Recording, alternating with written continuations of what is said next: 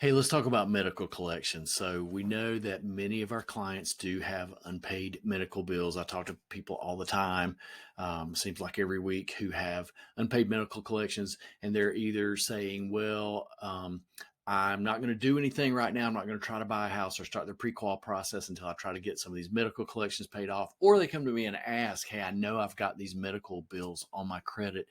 Should I go ahead and try to pay them off before I start the process?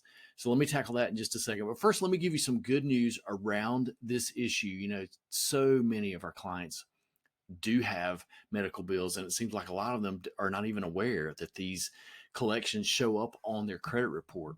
So the piece of good news is this is an article that was on CNBC just a few weeks ago that says the three major credit reporting agencies have announced that they're going to remove 70% of medical debt information from consumers' credit reports starting in July of this year.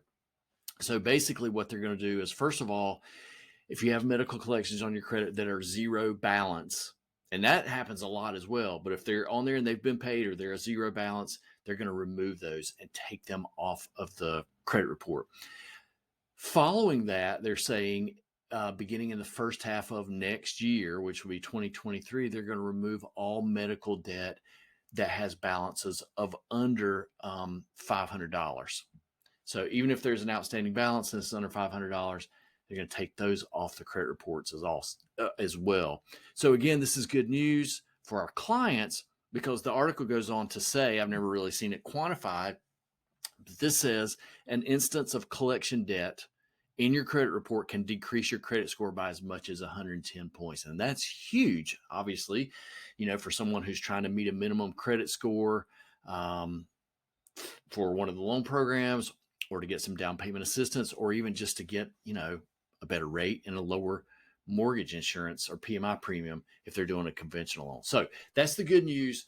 So the other thing, back to the initial question about medical collections, and the answer to this is to your clients is always talk to your lender before you do anything like that. Talk to the lender and make sure that that is the best course of action. Why do I say that? Well, sometimes people can have medical collections and still have a really good credit score. Or, if your credit score is just average, let's say if you had $3,000 in the bank and you had, I don't know, $1,500 in medical collections, and you're thinking, hey, I'll take $1,500 of my $3,000 that I don't need for closing and I'll pay off these medical collections. Well, it just depends. If you've got a situation where maybe your debt ratio is a little bit high, it might be better off to take that $3,000 and pay off another debt that actually has a monthly payment that can help with the debt ratio, because collections generally don't count. Medical collections don't count in your debt ratio. So they're just kind of sitting there. So if you had maybe a borderline debt ratio, it might be better to pay something else off with that $3,000, get that debt ratio in line. Another thing that can be helpful on an application, or to help strengthen an application, let's say, again, you've got $3,000 in the bank. If your payment's $1,500, your new payment's $1,500 a month, well, that would be considered by the automated underwriting system of whatever program you're using to be 2 months reserves. Well, what does that mean? That just means that after closing, and let's say you didn't need that $3,000 for closing, it's just extra. So that means that after closing, you've got enough money left over in savings to make the monthly payment for 2 months. And that helps.